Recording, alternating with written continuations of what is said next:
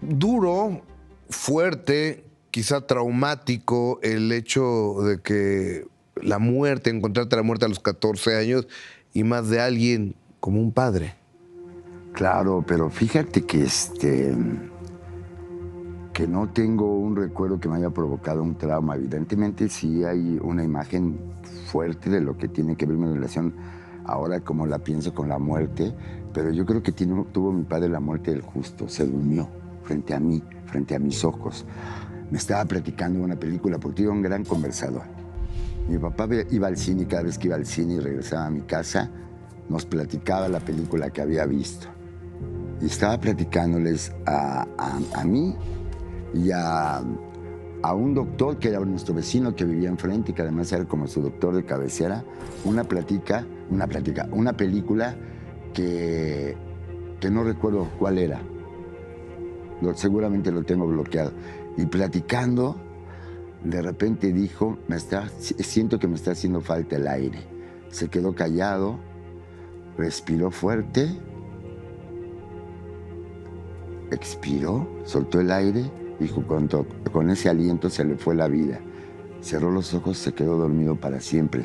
Y yo me quedé viendo, el que evidentemente se alarmó fue el médico, porque había un médico ahí que estaba por alguna razón. Por azares del destino. Ajá, porque era nuestro vecino y porque lo estaba atendiendo y evidentemente porque mi papá ya estaba un poco enfermo, ya padecía de cuestiones relacionadas con su corazón. Y mira que era muy joven mi papá. Ahora lo pienso. ¿Qué edad tenía? Tenía 58 años de edad. Muy joven. Súper joven. O sea, yo, bendito Dios, he podido vivir más años que los que vivió mi padre. Y yo creo que se perdió mi padre de una buena parte de la vida que vale la pena explorar, ¿no? Pero yo lo vi y a mí me causó, pues evidentemente, un impacto, pero lo vi con enorme dulzura porque también sentí que yo lo intuía como niño que estaba cerrando el ciclo de su vida. Cuando el doctor dijo, acaba de fallecer tu papá, yo dije, ¿qué va a suceder? ¿Qué va a pasar con nosotros, no? Conmigo y con mi hermano. Y mi abuela fue la que sí lo sufrió mucho, lo lloró mucho. Yo lo recuerdo siempre con mucho cariño.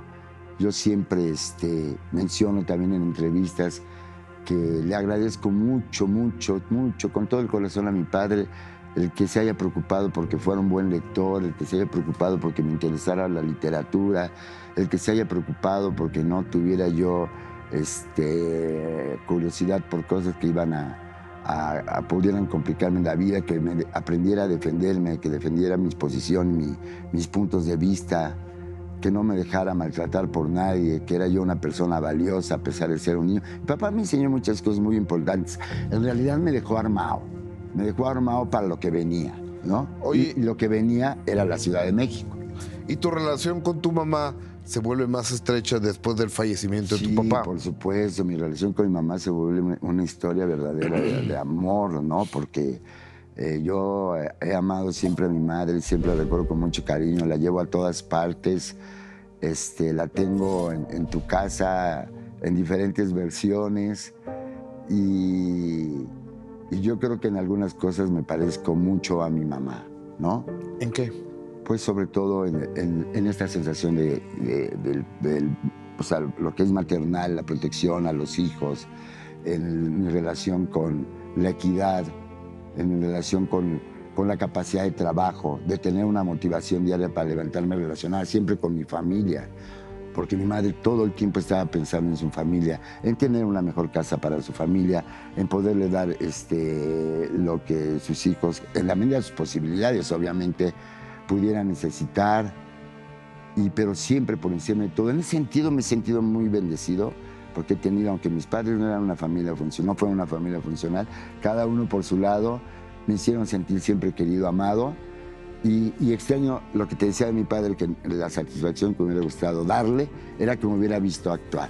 A mi madre sí se la pude dar y se la ofrecí siempre con todo mi corazón, porque ella me apoyó desde el día 1.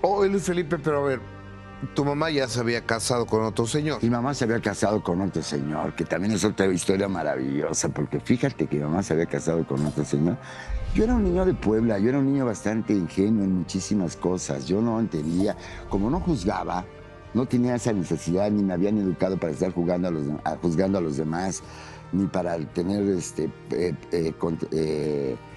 pensamientos intrusos, por decirlo de alguna manera, o algo que me genera dudas o resentimientos. No, yo veía que mi mamá estaba casada con un buen hombre, porque estuvo casado con un buen hombre.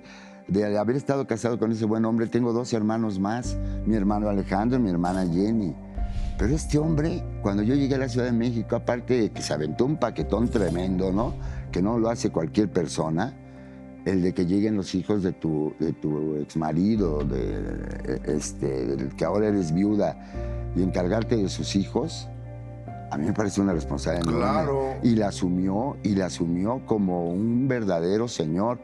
Y nunca hizo diferencia entre los que eran sus hijos biológicos y los hijos que habíamos llegado de la ciudad de Puebla. Y yo con él pasé Está padrísimo, qué bueno, tardes ¿no? y momentos inolvidables, porque este hombre, fíjate lo que hacía. Este hombre organizaba las excursiones, qué trabajo tan bueno, las excursiones de la Secretaría de Comunicaciones y Transportes para los empleados. Y entonces todos los fines de semana, yo cuando llegué a la Ciudad de México, para mí era muy divertido, porque nos llevaba a vacacionar a los balnearios que estaban cerca y lejos, a Totonilco, al Rollo. Y cuando tú eres un adolescente y empiezas, yo que siempre he amado el contacto con la naturaleza, y porque soy muy inquieto y me gusta curiosear y me gusta saber qué hay más allá de la esquina de mi casa, entonces me abría un panorama y ir con él y acompañarlo a las excursiones me parecía fascinante. Y luego organizaba excursiones para hacer eventos artísticos también. ¿Por qué? No lo sé. Yo era muy joven y tampoco preguntaba. Esa era su labor y yo la acompañaba con mucho gusto. Y veía que quería a mi madre, y veía que la cuidaba y la respetaba, y era un hombre responsable y muy trabajador. Ey. Salvador Aguirre, así como se llama mi hermano Alejandro, Salvador Alejandro Aguirre. Y hasta que un día, como todo y otra vez sin preguntar, así como llegó a mi vida, se fue. Pero yo, más bien el que se fue de su vida fui yo, porque desde muy joven yo, en cuanto pude ser autosuficiente, me separé de la casa de mi madre para ir a construir mi propia vida, y ya después me enteré que ya no eran pareja, etc.